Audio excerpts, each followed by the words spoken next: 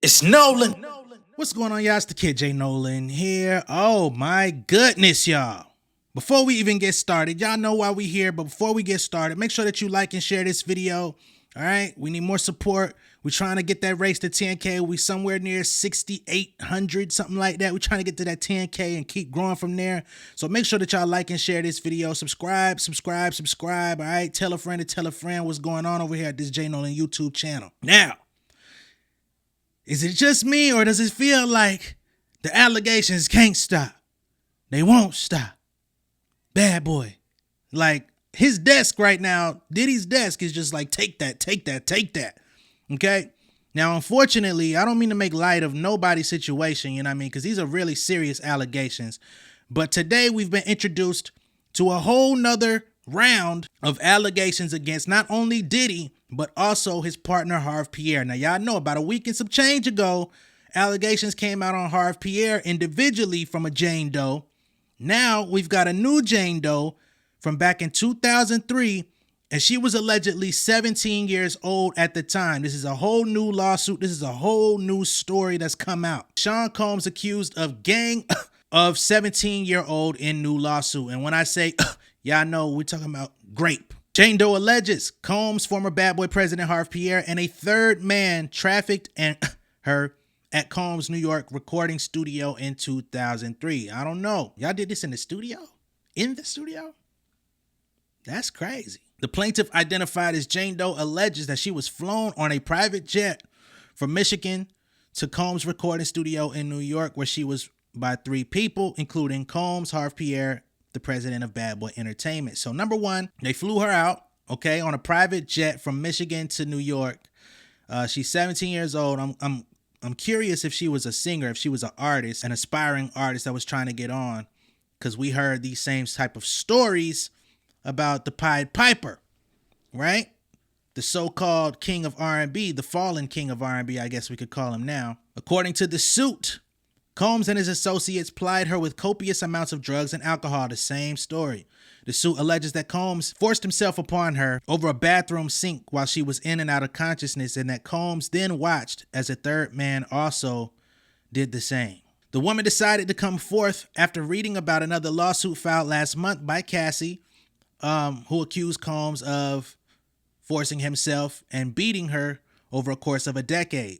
She also learned of another lawsuit in which Harve Pierre was accused of grooming and essaying his former assistant. Okay, so she says seeing two other women bravely speak out against Mr. Combs and Mr. Pierre respectively gave Ms. Doe the confidence to tell her story as well. Now, we all know that Diddy quickly settled with Cassie, right? And there's been some people online that have actually demystified that entire process due to the nature of all of his companies and assets being included in on the lawsuit with such a high profile person like Cassie, who he had a relationship with for a very long time. They caved in, right? They basically said, this is bad for business. We're settling. The businesses came to the forefront and said, nah, dog, we're going to make that happen. 24 hours, it was gone. Now, these new sets of allegations, we're not hearing the same story. We're not hearing the settling, because we don't even know who these people are. We're not even identifying some of these folks, right? They're coming out as Jane Doe's, anonymous. However, the lawsuit actually has been released, okay? So let me see if I can share my screen with y'all so you can see what's going on. I want y'all to also understand, I am not a legal professional, therefore I'm not going to understand all this shit, you know what I mean? I'm just saying what we have out here. You feel me? United States District Court, Southern District of New York, Sean Combs, Harve Pierre, and the third assailant. The third assailant has not been identified, so he might have just been a nigga hanging around, which who knows who this person was. They might have been a singer, somebody in the industry too, that she just didn't know who it was. On November 16th, Cassandra, aka Cassie, filed a 35-page lawsuit in which she exposed Sean Combs for subjecting her to nearly a decade of physical, sexual, and emotional abuse, punctuated by assault, trafficking, and being forced to engage in drug-filled, non-consensual sexual encounters with other men. Ordinarily, when a lawsuit such as Ms. Ventura's is filed that involves events that took place long ago, witnesses are few and far between, and evidence is hard to muster. Not so for the claims brought against Mr. Combs. Within minutes of the filing, salient facts of Miss Ventura's claims were confirmed by other witnesses, including a rival musician whose car Mr. Combs blew up, as well as various individuals who observed Mr. Combs putting his hands on Miss Ventura. I'm going to change up a few words here and there just to try to keep it YouTube safe. Only a few days later, 2 other lawsuits were filed against Mr. Combs. In one, plaintiff Joy Dickerson Neal, who I also talked about, that Mr. Combs drugged and SA'd her when she was a college student. The other lawsuit accused Miss Combs, I think you meant Mr. Combs, and singer Aaron Hall of forcing the plaintiff and another unidentified woman into non-consensual sex. At the same time, a 4th lawsuit was filed, this one against Mr. Combs' companies and defendant, Harve Pierre. The suit alleged that Mr. Pierre used his position of power to groom and SA his former assistant, and that bad boy looked the other way at that time. This is now the 5th lawsuit filed against Mr. Combs in the last 3 weeks. Incredibly, the allegations brought by Ms. Doe are in many ways even more egregious than those brought by his prior victims. What? Hold on. Specifically in 2003, when she was only 17 years old and in the 11th grade, aka a motherfucking minor, Ms. Doe was trafficked and gang taken by Mr. Combs, Mr. Pierre, and the 3rd assailant. In short, when she was just a teenager, she was in a lounge. Okay, so they saying how she met. Okay, when she was just a teenager, Miss Doe and Mr. Pierre and the 3rd assailant in a lounge in the Detroit, Michigan area. While at the lounge, Mr. Pierre insisted that he was best friends with Mr. Combs and even called Mr. Combs with Miss Doe. What is this lounge? What lounge we talking about? Is this an adult lounge? Is this a teen club that they was hanging out at? We're gonna need some more information, not from my own doing, you know. I want to say that because I got people in my comments from the other day on the Cameron and Melissa Ford video that's so angry about the minors, the activity with minors between grown men and them back in the days. I mean, it still goes on today. There's still rappers being accused of that today, but people really jumped on my head, pause, because I said I agreed with Melissa Ford that minors were in the sex work profession as well. Minors were also being recruited as strippers, right? I said minors were also sneaking in clubs, right? I used a more recent situation with Josh Giddey, how he was found in the club with a 17-year-old, didn't know it. So, you know, this is just confirmation that this shit can be a little bit tricky, right? This doesn't absolve Diddy, Harve Pierre, and nobody of anything. I'm just saying minors be in the environments that these adults be in as well. So to jump on my head like it never happens or that it's never happened to nobody is just socially irresponsible. That's all I'm saying. Not saying Cam and Mace did that. While at the lounge, Mr. Pierre insisted he was best friends with Mr. Combs and even called Mr. Combs with Miss Doe on the phone. Mr. Combs convinced Miss Doe, who was half his age at the time, to accompany Mr. Pierre and a 3rd assailant on a private jet to come to his studio in New York City. Again, they keep talking about studio. So I'm pretty sure she was under the assumption they wanted her to sing or rap. Before they left for the private jet, Mr. Pierre smoked crack cocaine in a bathroom at the lounge, in which he also SA'd Miss Doe by forcing her to give him oral sex. The same night where this happened, the same night at the lounge, he allegedly smoked crack in front of her, smoked crack cocaine in front of this young lady, and then forcibly had her perform oral sex. Some crazy shit, bro. 3rd assailant is a pseudonym. When the name of the 3rd assailant is revealed during discovery, plaintiff will seek to amend the complaint to replace the pseudonym. Okay, so y'all are trying to keep moving forward. Y'all got more information to be revealed. I'm really curious who the 3rd person is, though. Mr. Pierre, 3rd assailant, and another gentleman then escorted the high schooler to a private jet, which flew them to Teterboro, New Jersey. There were SUVs awaiting the group at Teterboro, and the 4 of them were driven to Daddy's House Recording Studio, a studio famously owned and operated by Mr. Combs and Bad Boy. While at the studio, Mr. Combs and his associates, including Mr. Pierre, plied Miss Doe with drugs and alcohol. As the night wore, the 17-year-old became more and more inebriated, eventually to the point that she could not possibly have consented to having sex with anyone, much less someone twice her age. While at the studio, Miss Doe was then taken advantage of by Mr. Combs, the 3rd assailant, and Mr. Pierre in that order. While Mr. Combs was doing his due, He complained that he could not get off unless she pinched his nipples as hard as she could. Very interesting allegation there. Mr. Combs then watched on as a third assailant, who Miss Doe had not even realized had begun to have sex with her, took Miss Doe as she told him to stop. After third assailant was finished, Mr. Pierre took his turn and then violently forced her to give him oral sex once again, to where she was choking and struggling to breathe. This is some sick, foul shit, bro. When Mr. Pierre finished, he left Miss Doe in the bathroom alone, which is another thing that's consistent across these stories, is leaving these women alone. Miss Doe fell into a fetal position and lay on the floor. Her vaginal area was in pain. Finally, after a period of time, Miss Doe regained her bearings. However, she could barely stand up following and had to be helped to walk out of the building and back into a car. She was taken back to an airport and then flown back to Michigan.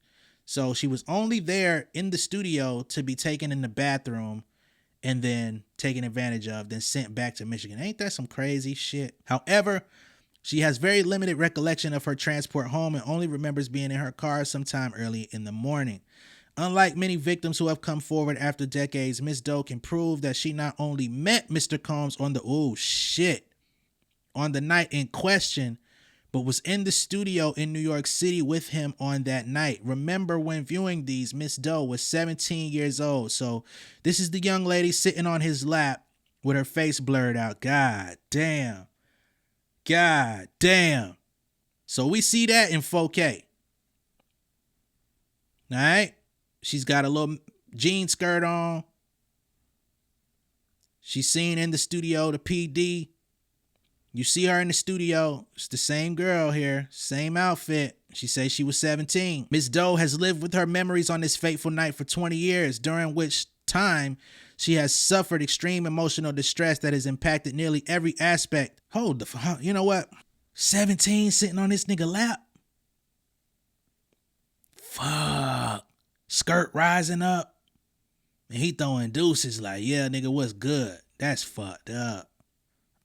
I don't know if Diddy was aware of her age, but it played out the way it played out. Miss Doe's face has been blurred in the following pictures for the purpose of anonymity. Given the brave women who have come forward against Mr. Combs and Mr. Pierre in recent weeks, Miss Doe is doing the same. To that end, Miss Doe brings this action seeking injunctive, declaratory, and monetary relief against defendants in violation of the Victims of Gender-Motivated Violence Protection Law, Gender-Motivated Violence Act, NYC Admin Code, blase blah, which again, I'm not sure if you're protected by that because it would have had to have been filed during the time in which it was allotted. So hopefully y'all fired this a little sooner, because they might throw this out, unfortunately, even with your photos. Factual allegations. Okay. They say in 2003, Miss Doe was a 17-year-old 11th grader residing in a suburb of Detroit, Michigan. So she was a citizen of Canada, and I guess her family moved to Detroit. Okay. At the time, Mr. Combs was 34 years old and one of the most well-known and influential music artists of all time. A decade earlier, Mr. Combs founded Bad Boy and installed his longtime friend, Mr. Pierre, into role of president. At the time, Mr. Combs had many connections to Michigan, including, among others, to the Black Mafia family, BMF. Oh, wow, they throwing BMF in that bitch. A drug trafficking and money laundering organization that is rumored to have seeded Bad Boy. Hold the fuck up. Somebody gonna have to come with some information about that. They talking about BMF invested in Bad Boy? Shit. Accordingly, upon information and belief, Mr. Combs' associates, including Mr. Pierre and the third assailant, spent significant time in and around Detroit, Michigan. On one evening between the spring and fall of 2003, Miss Doe was out with friends. It was not uncommon for her and her friends to frequent bars and lounges in the Detroit area, so she was hanging out in adult areas. That's unfortunate. Certain of Miss Doe's friends were well connected with people in the music industry.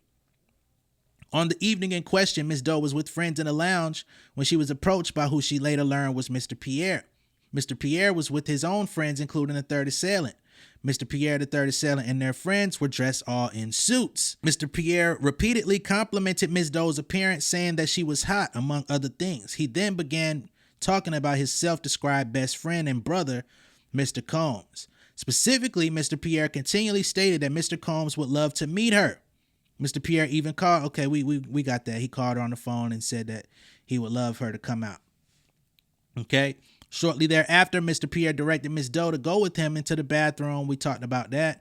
After he finished smoking his crack, he did what he did. He directed her to accompany him, the third assailant, and a member of their group to an airport in Pontiac, Michigan, where Signature, a fixed-base operator, had prepared a private jet to take the four of them to New York City.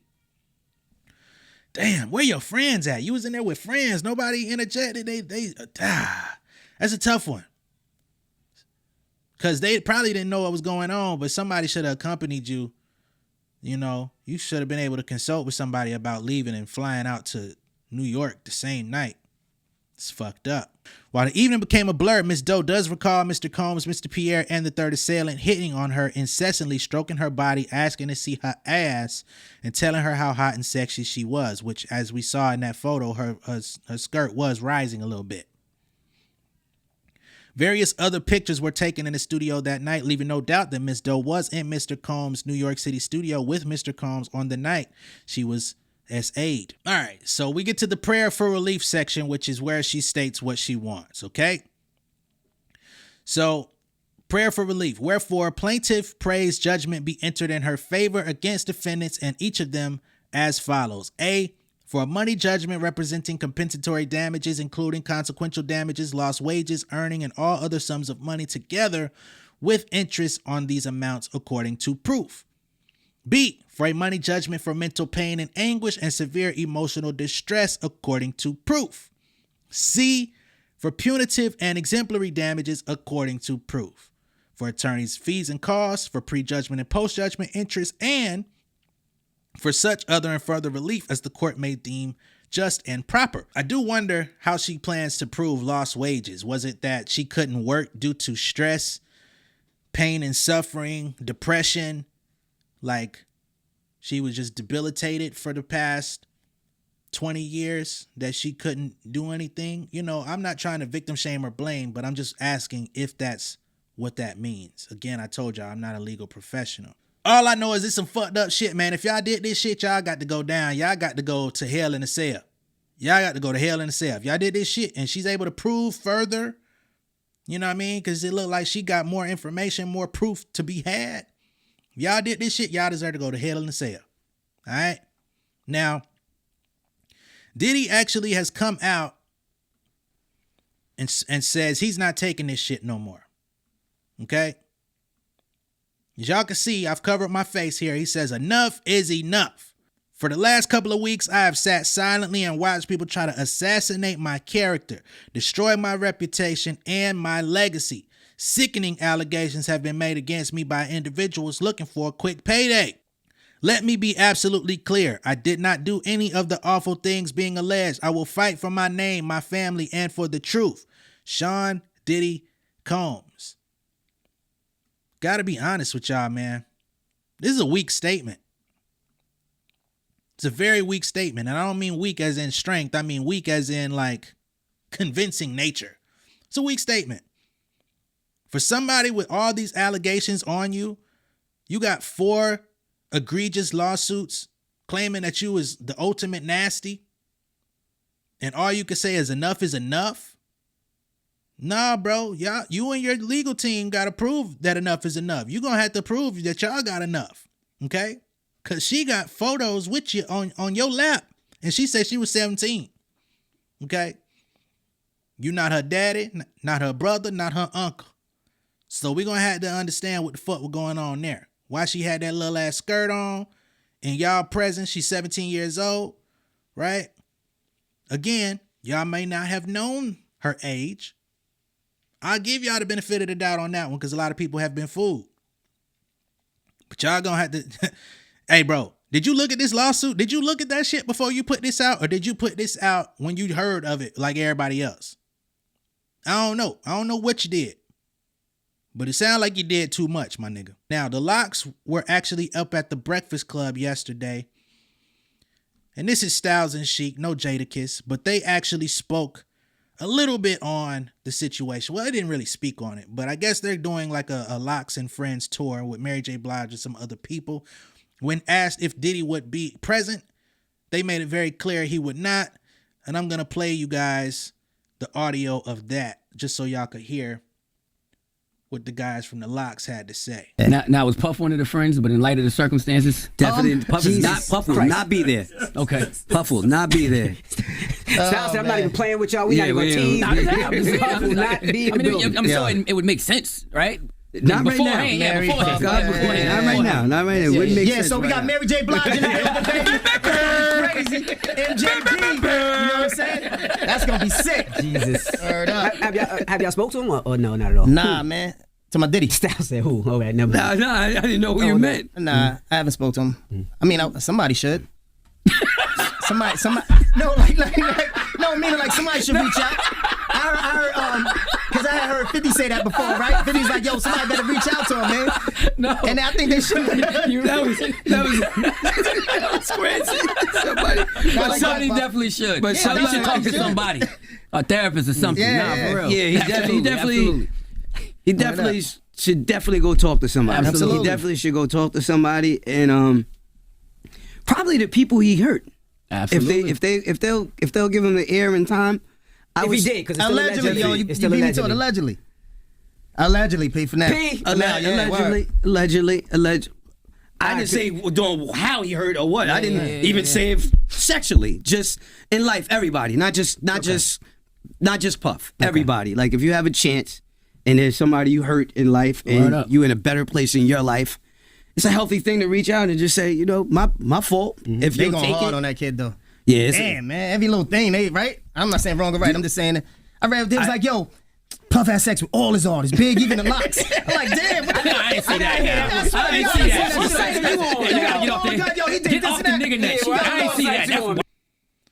Oh man. So they say Diddy should sit down with these people, talk to these people, let them know that you would like to make amends. However you wronged them or however they feel wronged, if you did it, you're gonna have to sit down with these folks and let it be known how you've grown. Make amends. And he said, even if it's non-sexual, like all the people that allegedly, hell, it ain't even alleged no more. All the people who's publishing, masters, money, royalties have been taken. You know, there's a stockpile of them as well. Make it right. That's what they got to say, you know. They also said he probably should talk to a therapist, you know, get some things out, get some clarity on his own life, on his own self, right? Hey, he ain't gonna have, shit keep going like this. He ain't gonna have nothing but time, okay? He ain't gonna have nothing but time for self-reflection and phone calls. And y'all know what I mean. Shit keep going like this. They already done dropped him from Revolt. They already done dropped his clothes out of Macy's. They already done kicked him out of his school, right? All representation. Man, you know how much money he invested into that school? How much time he put into that school? Gone. Y'all let me know what y'all think of all this down below in the comments. Be sure to like and share this video. If this is your first time seeing me on YouTube, go ahead and subscribe to the channel. Hit the post notification bell for all updates, and I will see you on the next one, all right? Much love and respect. Y'all stay safe out there. Make good decisions and be good to people, all right? I'm going to take y'all out with this Let's Get It one good time. Check out Southside Nolan. Either buy it on Even or listen to it on streaming platforms. The links are down below in the description. Peace, y'all. King of my city and cul-de-sac. Coming out swinging like soldier rag. Leading my people like quarterback. But I study this shit, I'm an almanac. Had to get up and grind. Knowledge is booming, I'm here to apply. Came with the chip and the dip, it just single the mind. We finna do more than survive. I need my check. Spinning the block for the Gouda. We hitting the jeweler to flood out the net. We don't do beef on computers, I'm straight out the sewer. We come when you rest. Niggas be looking perplexed, so keeping my foot on their neck. No map, I trust my gut for the quest. With drama, I'm fully abreast. I was ready for years and they doubted me. All of a sudden they tell me they proud of me. I been dropping these haters like calories. Cross them out, I came back with some boundaries. Stand for my honor, but too raw, no corner. Packing the stick with a drummer. When I catch my bad, won't fumble. I done came too far to be humble.